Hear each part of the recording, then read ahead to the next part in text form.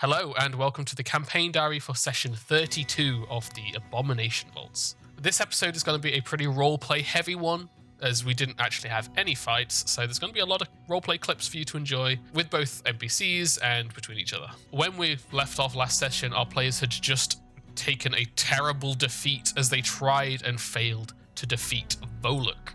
After that defeat, we decided it might be time to activate the free Archetype rule set of Pathfinder. This is an optional rule set, and basically, if you weren't aware what it was, every time you would take a class feat, you also take an Archetype feat from whatever archetype you want, although for my game, I limited them to a specific list just to keep them on brand and make sure whatever they took was going to actually be useful in the adventure.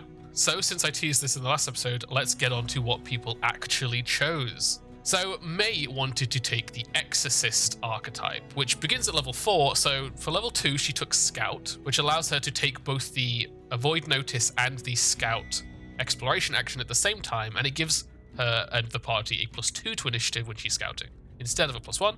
And then at level 4 she went into the Exorcist Dedication. This essentially allows her to capture spirits or incorporeal undead and then store them in a spirit dwelling. She's made her bracelet, that spirit dwelling, and once she has one stored, she can use it to cast various magical effects, although I think at the moment she only has one, which gives her resistance to damage from certain types of enemies, ghosts mainly. Milo took the Undead Slayer because he's becoming quite the undead racist.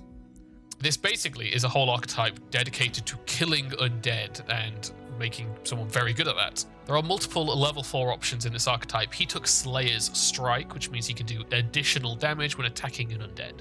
This whole thing is pretty on brand for the recent Milo, which has been very anti-undead ever since a ghoul killed his father.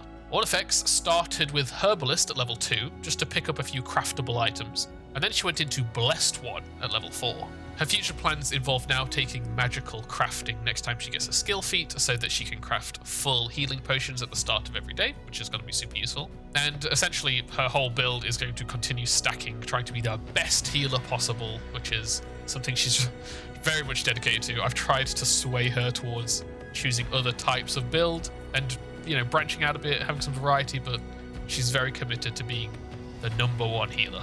Gorgon has gone with Bastion. He actually already has Ghost Hunter as part of his core level ups, as level 4 class feat is Ghost Hunter. So he's picked Bastion for his free archetype to become really good with that shield.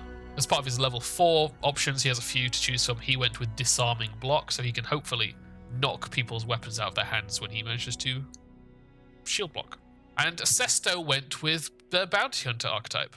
The main point of this was to hunt down Jarl, as he is the werewolf that attacked Sesto's father, and his main objective is to kill that werewolf. However, it's got some immediate use, as he can assign Volluk as his current hunted prey, and then when they go back into that fight, they're going to have some advantages. Learning these archetypes took about 5 days, as that's how long they gave themselves. But I really wanted this to feel like a true passage of time, not just bam, fight Volluk, bam, archetypes, bam, fight Volluk again. And it makes sense, right? Because if the time is passing in-game, things would happen. The world doesn't pause for them to do a little training montage. So, over this week, I planned a bunch of various RP encounters for our players. At the beginning of the week, Rin went out and collected everybody she thought could be useful to our party during this training montage. She came back with Mayor Osif, Vandy from the library, and Keelano from the market. She spent the first few days with Gorgon, but then sent him to the mayor's house to train with one of his personal guard and how to best use that shield. She sent Ornifex and Milo with Vandy, Ornifex so that she could learn religious techniques from Vandy, and Milo to just do a bunch of research at the library. She trained May personally throughout the week, and she sent Sesto off with Keelano to use the market as an example of how to gather information about various different people and topics. So the first roleplay encounter was one for May. Rin took May up into the swamp where she started teaching her how to seek out the spirits of those that had been deceased or those lingering spirits that hadn't quite passed on. After several hours and some good progress being made, well, that wasn't too hard, was it? Well, it's definitely something new, but yeah, I feel like it went pretty well when I looked down at the glowing bead. Hopefully, whoever this is can finally get some peace. Yes, I hope so. I don't say this enough, but I'm very proud of you for everything you've been doing. I feel like we haven't had a proper chance to talk about it, but I sometimes feel a bit guilty that I've sent you up there. It was my request after all, and it's kind of escalated beyond what I thought it would be. Oh, no, I mean, eventually it was going to boil over into town anyway, right? So I'm glad that we could do something about it and no one in town's getting hurt. I mean, imagine this lot trying to deal with it themselves. Well, you're not wrong. We do have the guard, but it's a bit above their pay grade. Yeah, and I mean, the group we've got is oddly well suited to it. Honestly, I don't know where I'd be without the friends I've made. It has been nice to see you find some close friends in town. I just hope that you don't, hold anything that's happened against me. Or Hold anything against you? well, because I sent you up there, like, even if I hadn't, then sure, things probably would have gotten bad, but it didn't have to be you putting yourself in danger. Yeah, but I guess choosing to send me up there in particular means you just trust me, right? Well, yes, I think you're the best person for the job. I mean, if you could, I'm sure you'd be the one up there yourself, right? But with the corridors and the roofs and stuff. Yes, don't make me think of it. Yeah, that's what friends do.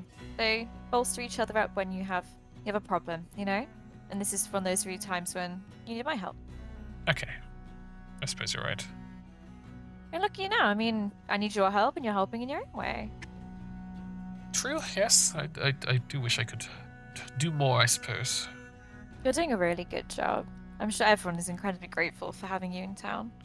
We'd be lost without you, I think. Well, not as grateful as they are to you. And I know you don't see it, and you've had your issues with the town recently, but they really do appreciate what you've been doing. You're usually not here to see it or hear it, but the conversation in town is quite thankful towards you. Honestly, it's not about their opinions towards me.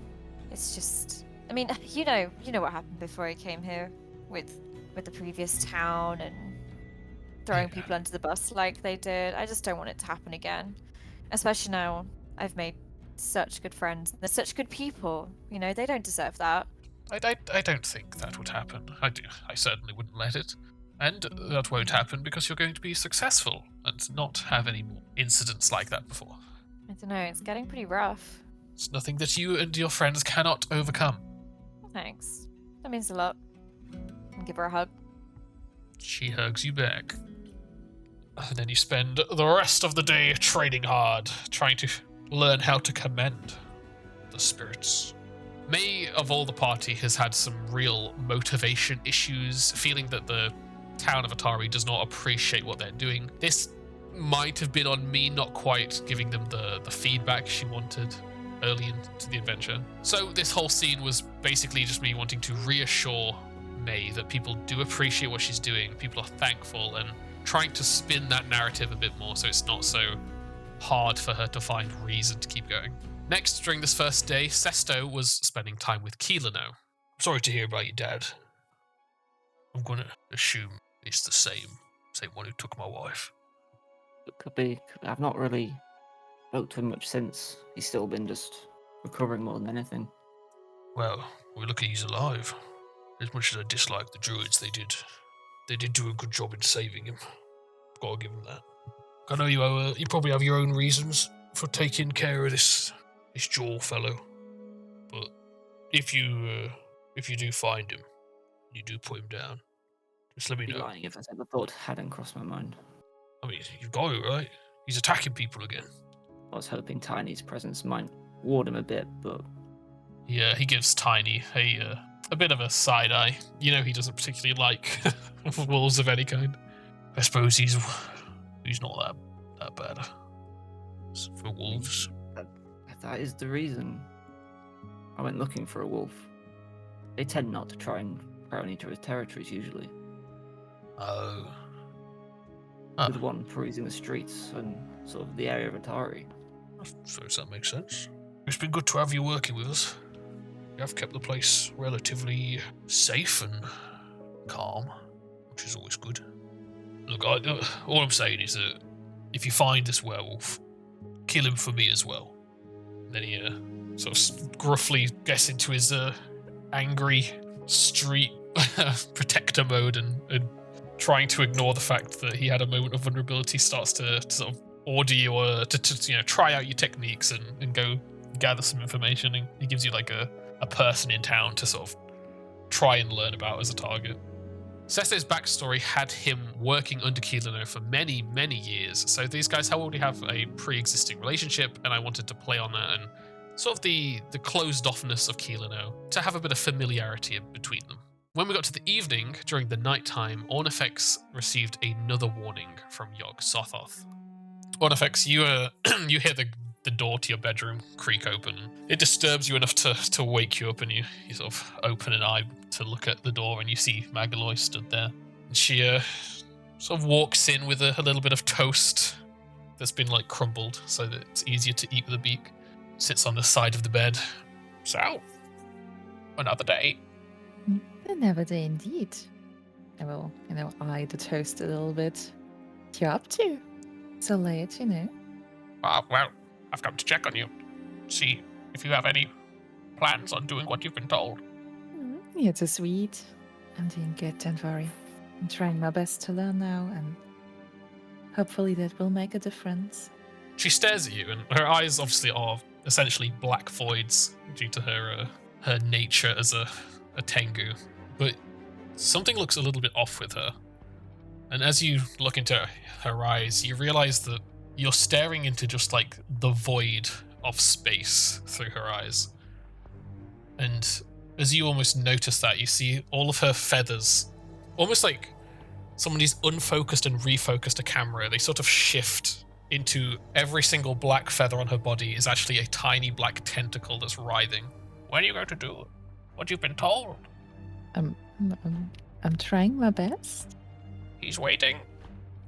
You're running out of time. I will try harder. You see the feathers begin to writhe and angrily lash out around, and her eyes begin to leak little black bits of oil. We'll send for him. Don't make us send him in if you can't do the job. Who is him? That's up for you to interpret. Shit. I think I know what it is, so I'm not happy.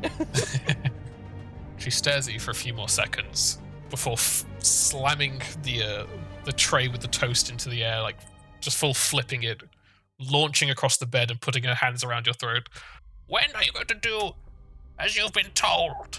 And you wake up and hear a knock at the door. And look over, and Magaloy opens the door with a little tray of toast that's been crumbled up to make it easier to eat. Good morning. Are you okay? I will, when you stare someone really intensely into the eye to try to see their true intent. Her eyes look like her eyes, and the feathers are feathers. She comes in, places the tray next to you on your little side table. Good morning, Magaloy. Good to see you. Did you sleep well last night? Yes, pretty well.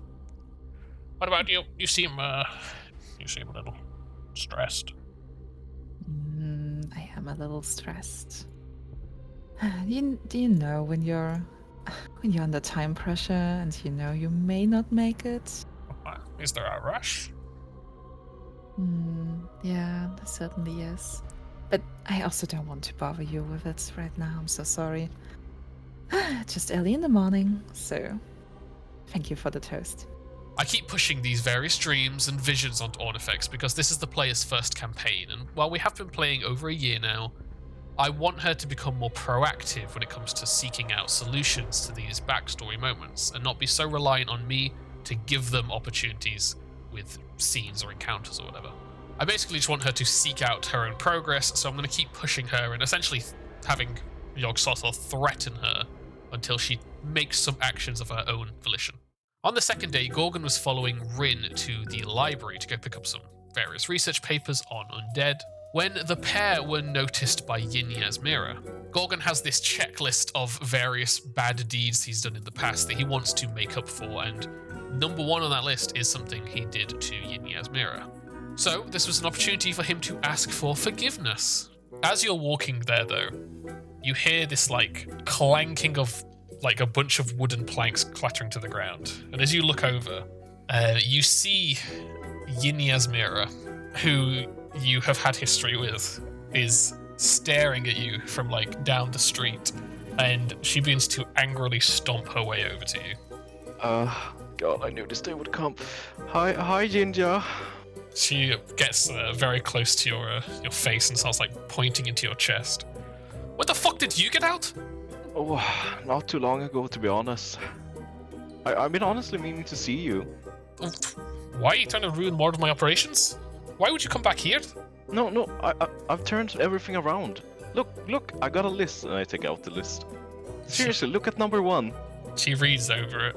What the fuck is this? It's everything bad I've ever done, and I turned a leaf, as I said. I'm trying to fix everything. Everything bad you've ever done? Yeah, and I feel like it all started with the whistling incident. I didn't The mean to screw you whistling over. incident? Is that what you call it? Yeah, I kinda named all of them. Yin Yasmira had been expecting a bit of a fight or an argument, so when Gorgon was acting quite meager and apologetic, this actually threw her off and made her a little unsure of how to proceed. She wasn't nearly as aggressive as she normally would be. What is this? Is this your list of apologies, or just like you just like to list bad things you do? Just so you can keep track and lord it over people? No. I was gonna seek you out, but I kinda got busy with other things. And, what could I do to make it up to you? What do you want? What do I want? I don't fucking know. Isn't the whole point of an apology that it comes from the person who's apologizing? Apology isn't enough. I mean, I am sorry, don't get me wrong, I'm truly sorry, I fucked up. And I want to praise them for it. Hell, I learned to read, to do this list. You learned to read? Yeah, they call me Gorgon Wordputter now. Who? Well, honestly, mostly myself. That's what I thought. No, I'm really sorry for all the trouble I caused. I was a bad egg, but I really turned around. I found, well, God. You found God. Yeah, Serenade. You're a worshipper of Serenade now? Yeah. I met these really cool people and we're trying to, well, make things better. And possibly save the town, to be honest. This is really confusing. I was kind of expecting to come over here and, I don't know, fight you, I guess. I guess I owned you a few punches at least. And Gorgon just kind of closes his eyes and looks slightly away, preparing to be fisticuffed. Yeah, she punches you. Oh, yeah, no, I deserve that. Are you here for work? Not really. I'm trying to cross off my list. Right now I have the issue I keep adding things to the list by accident. That makes sense. Yeah, I mean, I'm trying to do better, but I'm still kind of a screw up. Okay, well then I will not be offering you any work. If you ever think of something, look me out and I'll do what I can to make things better. I would really like to cross this off the list, but I get if you need more time. So you owe me a favor, is what you're saying? With all the risks that comes with that, yes, Yinya, I owe you a favor. Okay, I'll keep that in mind. I'll have to think about what I want to do with that favor, because that opens up a lot of fun character moments that I can create. In the evening, after another day of research, Milo returned home and his mother updated him on an important upcoming event. I don't know if anyone has told you yet, but the funerals are tomorrow. Tomorrow? Yes. Your father, Rock, and Lasta. All three of them are being placed in the graveyard. Ah, I see. When? In the evening, sundown. Is that okay? You've not been going into the Gauntlet in a few days? No, it's fine. I've had other things on my mind, so it just surprised me a little, I guess. But it's good. Yeah. It's about time. Yeah. Do you want to say anything at the funeral? Yeah. Yeah, I do. Okay. Good. I think he'd like that. Maybe. Anyway, though, the sadness is for tomorrow. Yeah, right. I got some more things to read. It occurred to me a couple of weeks ago that I have not actually had a funeral for any of these people, so I needed to get that done, and now seemed like the perfect opportunity. On the third day, Gorgon had been moved up to the Menhema's manor to train with the mayor's bodyguards. As they trained, they heard Osif and his wife Emnala arguing about their daughter. As you are training. One of the top windows in the house is open. You're not sure what room it is because you've never been in the manor, but it seems to be a bedroom of some kind. And you begin to hear voices, and you glance up and you can see that Osif and his wife are stood by the window, seemingly not having noticed that you and Arthur are training below them, or they have noticed and they don't think anything of it. And you would know that his daughter, he has a young daughter called Doriana. And you hear them not arguing, but they're having a heated discussion. And you overhear the words like nightmares, that blasted toy. Arthur sort of sees you, not eavesdropping, but your attention's been caught a bit, and he sees you glancing up and listening and throws like a heavy shield slam, which you just managed to block in time. But he sort of straightens up and lets you recover and gives you a look. The daughters have been having nightmares. Started not long ago. The master's getting worried about it. They don't seem typical. You're a holy man, am I right? Yes, I am. May I ask what you mean, not normal? Well, she's young, but she's not that young. And she's having these terrible screaming fits when she wakes up. She's clamouring for an old teddy she hadn't played with in years. Seems unnatural to me. And to the master. Is anything odd things going on in the manor? Anything changed lately? Just that. Yes, that. Desire for a teddy and, screaming. Terrible screaming. Wakes up half the manor. Stressing out the master and his wife a lot. I get that. Have they, searched out any help yet, or are they still just treating it as regular nightmares? I think he's worried. Boat's coming up soon. Yeah. I don't think he wants to rock the boat. I'm sure if things get bad, he'll find someone. He's professional, but he's not going to neglect his daughter over it. Could I speak with the daughter? Would that be possible? It's not, I'm not my saying authority to give. Of course not. And I don't want to overstep any bounds here, but could you ask him, perhaps? I get that we're just training today, but even if I can't do anything, I'm sure one of my friends could be of great assistance. They're very knowledgeable. Maybe. I'll bring it up. I'm not going to ask if you can see her. It's not my place. But No, I understand. I'll bring up the Well, topic. Yeah, I appreciate Arthur. I'm just worried about the child. Yeah, I think everyone is. There's a whole side storyline around this daughter, Doriana. And while in the official adventure, it doesn't begin until the characters break through a barrier on the floor they are now on, I wanted to do a little bit of early teasing, just to get the party in the right frame of mind, expecting this to come. However, I won't act on it until that barrier is broken, which is why I had the guard essentially turn down the offer to talk right now. Next was the funeral for Gregory Saresh, Rock, and Lasda Venkavale. I wanted to finally put these three characters to rest. Some of them have been dead for a long time in game now, so it needed to happen sooner rather than later. And in another attempt to show that the town is thankful and supportive, I had essentially the entire town show up to the graveyard to enjoy, that's not the right word, partake in these services. So everyone was there for one person or another.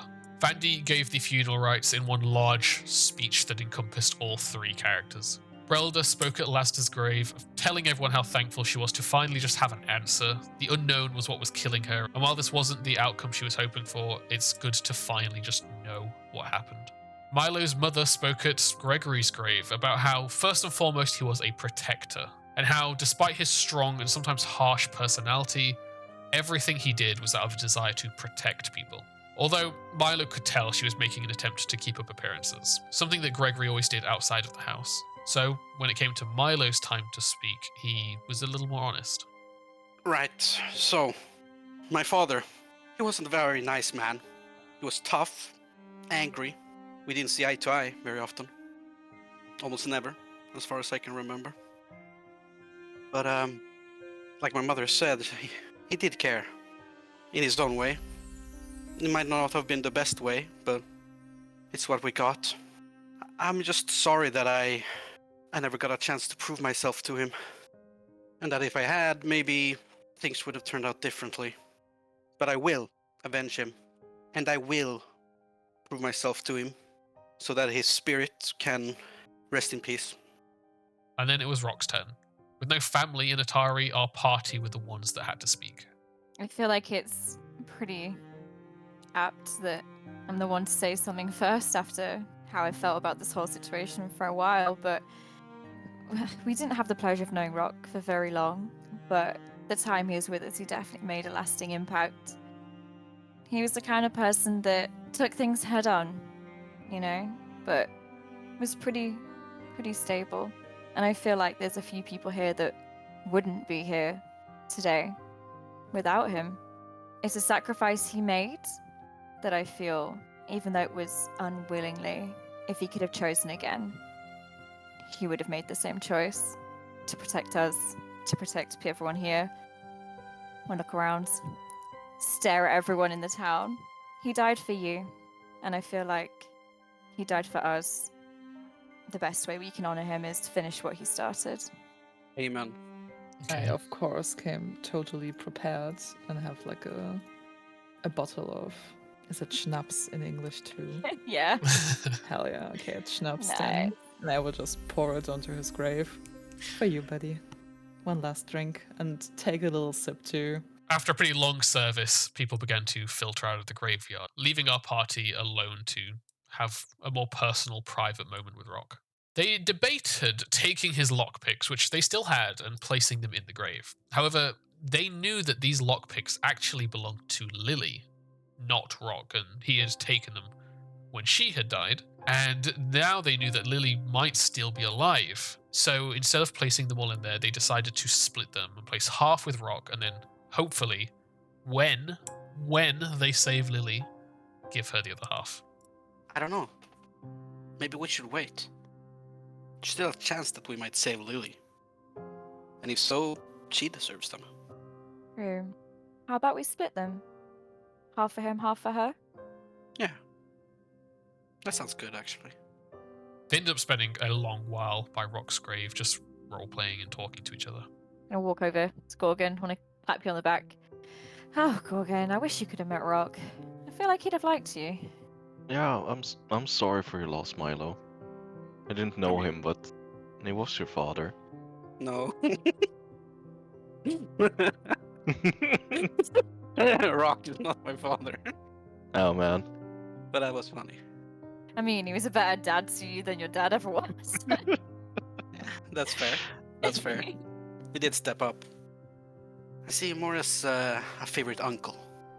Oh. But he was with us before you showed up. He was part of this team. And he died down in the gauntlet. Oh god. Protecting us. Yeah. So that's where Rock is. And what we're doing right now. I mean, why most of us are feeling kind of stressed time-wise is because we're pretty sure that the person he came here to rescue, someone who is very dear to him, called Lily, we are pretty sure that she is the current battery for the gauntlet. So when that lighthouse fires the next time, she dies.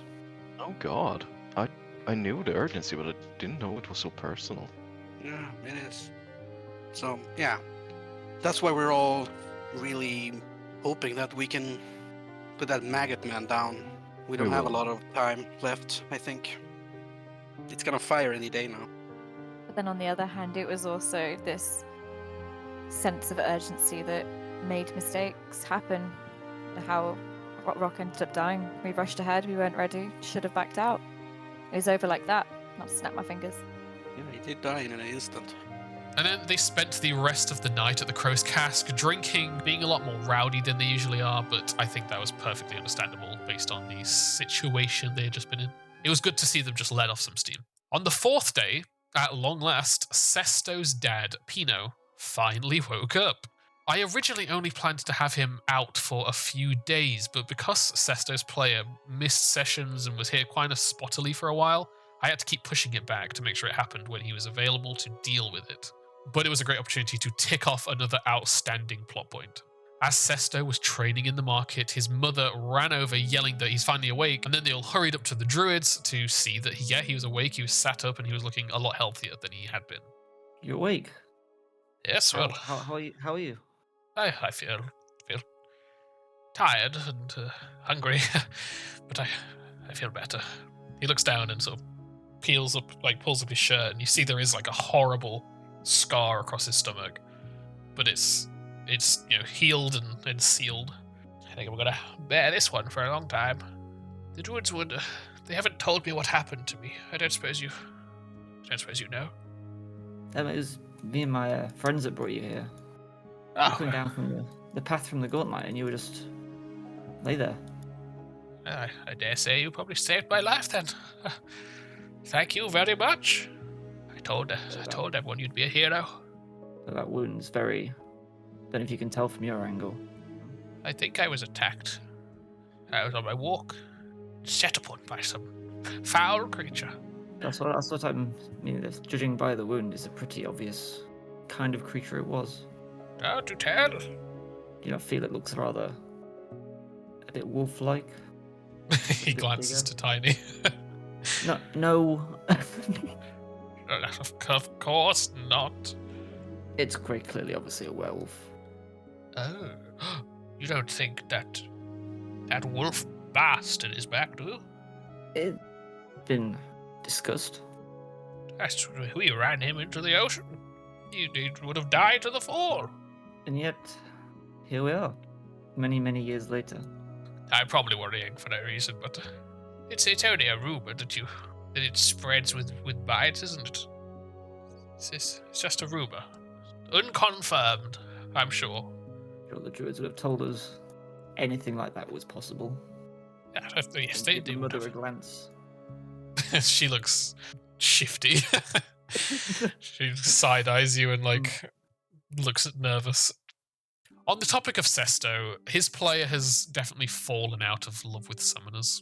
I can see why. They're very complicated. They don't quite suit the Abomination Vaults in terms of theme or playstyle. It's difficult to manage the tight spaces of the Gauntlet, so he will likely be changing character in the future. However, I have asked him and he's agreed to just keep going with Sesto until we at least resolve the Jol situation and close off that arc. And they are on the right floor for that now, so it shouldn't take too long. But as such, I'm not going to make Pino turn into a werewolf. I would have done if Sesto had stayed around because it would have kept this arc going, but if he wants to change character, I don't want to drag out a Sesto-themed side plot when he has a new character that he's going to be focusing on instead. So yeah, basically I just want to snip this plot point in the bud before his new character shows up. The last scene that I had planned took place during another training session between Rin and May. They were up in the swamp where Rin was trying to teach May how to command the spirits and get them to redeem themselves in exchange for a favor, when they heard a disturbance, and looking across the swamp, they saw Boss Scrong and several Mitflits tackling a giant centipede. You come across the scene of Boss Scrong and 5 Mitflits wrestling a giant centipede.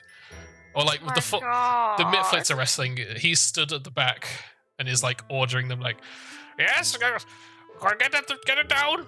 As you sort of emerge, not so stealthily, the Mitflits all jump to the defensive positions and draw their weapons, and Boss Scrong, for a moment, gets very defensive, then sees who it is and calms down and sort of waves the other ones away and tells them to keep trying to capture this giant centipede. So they all go back to wrangling it, which is very loud, and they're sort of screeching and panicking.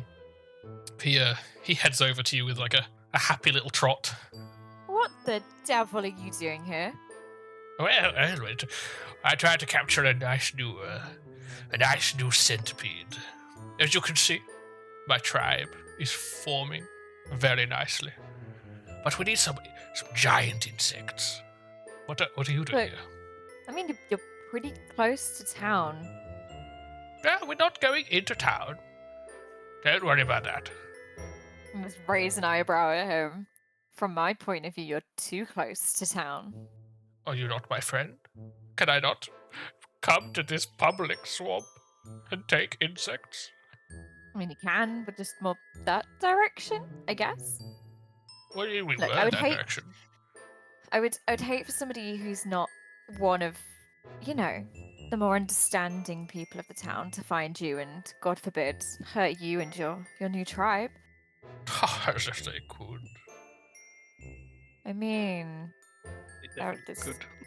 There's people in town that are similar to me. Nobody is similar to you. You're my friend. And you would not my hurt God, me. He's deluded. He is so fucking deluded, son of a bitch. Oh God, I'm gonna glance over to Rin. Is she still with me? She's still with you. She's like wide-eyed, like she's heard like the stories from you, so she knows who this is, but she's like, you see she's like trying to hold a laugh under like her hand. Since I'm your friend, would you like to meet another one of my friends? This is Rin. Very nice to meet you, milady. She, But milady, where have these manners come from? oh, well, you see, I'm engaged now. I've become a better man. What is this law drop? My wife, Hexy Burkle, and I will be marrying. You are welcome Hexy to Burkle. join. Burkle? Yes. She's from a different tribe. She came to help me with a problem, and now we've fallen in love. This centipede will be my gift to her upon our wedding day. Bowery. I have never been to a wedding of this caliber. It will be quite the event. You are correct. When will this be happening? 4 days from now, we shall be proceeding with the ceremony. We shall trade insects, and then we shall fight, and then we shall make love. Oh, okay. And where will this masterful event be taking place? We're still positioned in the room you left me in. The war room. It's me and I've got 14 midflits in my care and my fiancée. In that one room. That's quite a feat. It's quite crowded. We shall be expanding our territory soon. Okay, and is it customary to bring a wedding gift? If you have any insects to give, you may. Do they have to be giant? Well, we can only really get any use out of them if they're big, but I suppose if you want like to offer a decorative insect, you could do that. Got it. What are you doing out here? Aren't you supposed to be fighting evil? Yeah, I mean, fighting evil isn't always in an evil place. We're doing some training, learning new things, you know? Training? I thought you were as strong as you could be. They spoke for a much longer while than this, but it was mostly just roleplay for fun and didn't have a whole lot of bearing on the story, so I won't include that. My original purpose, though, of placing Boss Gronk here was to give May the opportunity to ask for help and see if Boss Gronk would be willing to lend a few midflits. I don't think that occurred to her, though, as no request was made. And those midflits would absolutely die in a fight against Volluk. They'd basically just be meat shields. On the 5th day, the party decided to come up with a plan of action against Volluk. This, I think, is going to be the plan that everybody ends up coming up with. It's bombs, buying lots and lots of bombs and preparing AoE spells for the casters. They wanted to go in, throw the bombs, and essentially they don't need to even hit. As long as they get a miss, that splash damage will stack pretty quickly. They just want to attack him constantly with AoEs and bombs to prevent him from healing back up quick enough. A good plan, one that should work. Rin warned the party that the light atop the Gauntlet was now as bright as it had been last time the Gauntlet fired, meaning today was the day. If they didn't kill him now, the Gauntlet would fire and Lily would die. So once they were ready, they rushed back to the Gauntlet. We ended up rolling initiative while the door between the party and Volluk was still closed, giving our party next time, when the battle actually begins, a round to prep and buff and prepare themselves. But that was it. Next session, it's all or nothing. I think the players appreciated a RP heavy session after the fight they had just had. It was a chance to refresh themselves, come up with a plan, just have a bit of roleplay, have a bit more of a chill session before they go into these back-to-back boss fights. But yeah, they're refreshed, they have a good plan. I think they're ready, and I think they will kill him. But that was it for this session. Before you go, I will be starting the Shiver adventure soon. It's only going to be 2 to 3 sessions, a relatively short one, as Shiver is intended for. There is a trailer and a session 0 already out, so if you want to go check them out, then that'd be great. I hope you enjoy it. It's not going to be Pathfinder. It's using the Shiver system. It's called The Lost Ship.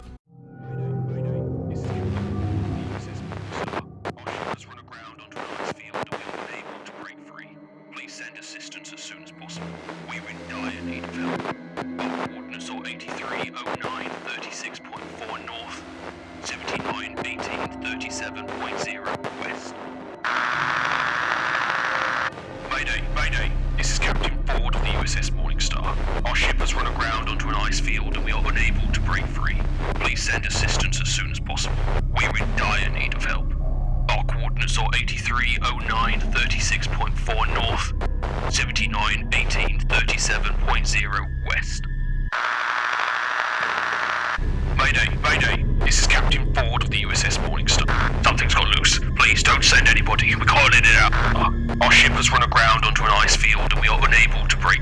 Keep the ship shut. I repeat, do not send anybody. Please send assistance as soon as possible. We're in dire need of help. Our coordinates are... We'll all be dead by the time they get here. The only hope is that the ship stays locked. I think it's a lot of fun. I think you're going to really enjoy it, so please check that out. But yeah, like, subscribe, comment. Links in the description for all the usual stuff. But that is it for today. I'll see you soon. Bye-bye.